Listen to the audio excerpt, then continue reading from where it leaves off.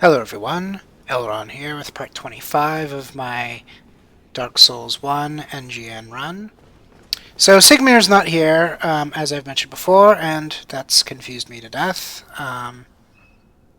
Silver Knight right there at the ready. Um, so, yeah, as I said before, I tried to fix it. I failed to fix it, but I've got one more idea that I'll try, and I'll probably give up after that. It is kind of important to do the Sigmir stuff because that will lead to a titanite slab. And if you want to upgrade, everything that you want to upgrade, um,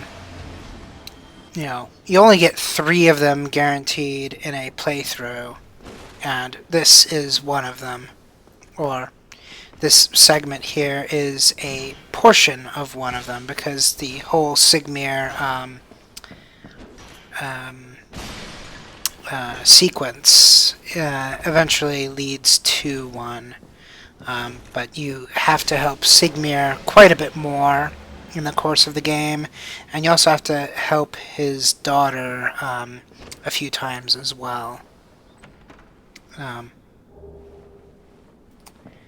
And so the only other real way to get titanite slabs would be to get the dark wraiths. The guys that drop the chunks will also very rarely drop slabs as well. That would be like 8 matrix shit tons of dark wraiths that you'd have to kill to get that, though. So I tend to recommend against it.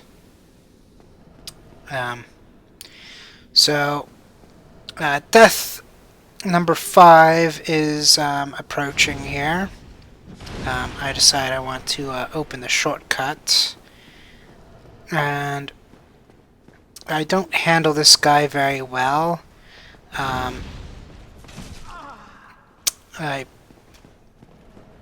don't think I'm too used to fighting the halberd version of him. Although I guess this isn't even the halberd version, this is more like a partisan or a pike or something. Something even bigger than the halberd. So that's even more problematic for me, I think. And basically, I really needed to do a better job of timing stuff, keeping the shield up until he's overcommitted to animations. Animations that will lead to me being able to hit him without him being able to hit me. So, yeah, because I failed to show discipline, I died there. And now I'm kind of showing even less discipline, just hurling fireballs all over the place, hoping for the best. And I didn't even have to kill that one guy there. I kind of forgot that the Sigmir way was the offshoot way and not the main way. But anyways, we've got retrieval, and let's see if I'm smart about this. Doesn't look like it yet. I don't think it's quite settled in just yet. Although, at least we are starting off full health here at this part. So that's certainly a good start. And I think we're trying to just overzealously fireball him at this point. Doesn't matter that we're about to run out, so we're going to get the shortcut, which will give us easy access to the bonfire, and then we'll have more than we'd ever know to use. So, there we go, he's finally dead. And I don't think we even fight his buddy, we kind of just ignore him because he's willing to ignore us. Of course we give that a try again, but that never works. I might even try using a bow on him. And that's not going to work. And so, then His aggro radius is much smaller than his brethren. But in any case, we decide to bonfire, which is the logical thing. We kind of want some attunement. And so now we're going to kill this guy, and then kill the guy that previously killed us. And then we'll be pretty much exactly where we were before we hit the bonfire. So 2 kills to gain, 19 pyromancies and however many flasks I used. Certainly sounds like a fantastic trade.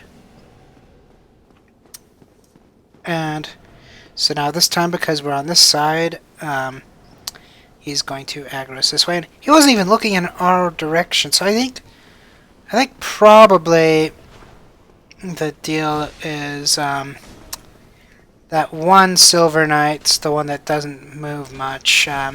He's either got strict orders to guard those 2 chests, or, you know, he's just super buggy.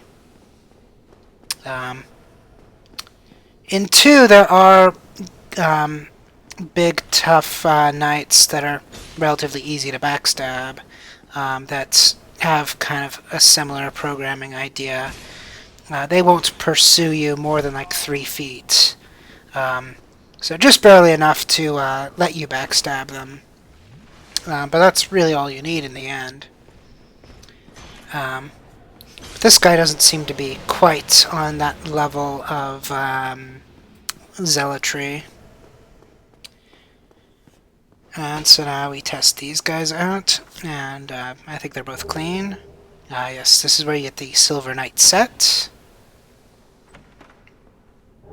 And so now we're going to make our way out this way.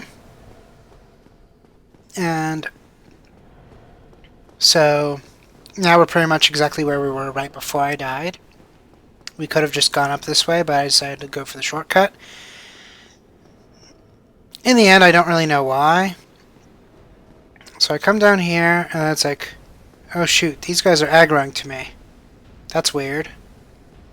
I'm used to having the fog ring by now.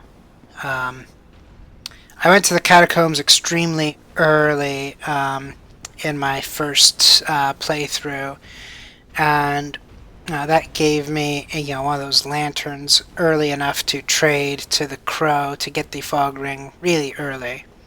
If you want an early fog ring but don't want to deal with the catacombs early on, then you probably want to join the Cat Covenant, the one that has that weird fanaticism associated with like the Grave of Artorias, or whatever his name was. Basically, where you fight Sith, these cats basically worship that ground, and they'll kill anyone that's not part of their covenants to keep that place sacred in their eyes. And so I had completely walked past what I was hoping to get to, and I'm struggling to find it now. I'm starting to think that it's a like a hidden door or something, so I'm banging against the walls looking for it. But what we're looking for is the little narrow passageway that will take us to the giant blacksmith. It's obviously not here. We walked past it and I completely didn't even notice. Once again, play with your camera angles. You'll see lots of stuff that way. So this guy sells Twinkling, although apparently we don't need it for this particular armor set. So that's nice, but we will need it for Chester's chest, which we'll get in the DLC. That's going to be it for this video. I'll see you next video. Good luck, have fun.